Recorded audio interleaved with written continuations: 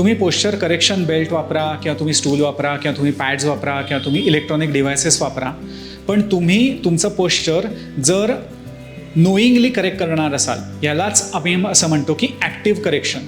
So तुम्ही जर active correction करणार असाल तर त्या पोश्चर करेक्शनचा खूप जास्ती फायदा होतो.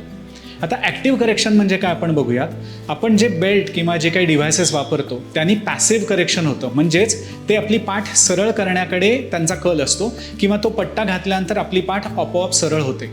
पण हीच जर सरळ झालेली पाठ मी सरळ ठेवण्याचा प्रयत्न करण्यासाठी माझे जे पाठीचे स्नायू आहेत, जर त्यांच्या स्नायूंमधली ताकद वाढवली किंवा त्यांची ताकद वाढवण्यासाठी मी योग्य प्रकारचे एक्सरसाइजेस सुरू केले, तर मला पोश्चर डिव्हायसेसवरती अवलंबून न राहता मला ॲक्टिव्हली माझ्या पाठीचे स्नायू ट्रिगर करता येतात आणि त्यामुळे मी सरळ उभा राहू शकतो किंवा सरळ बसू शकतो.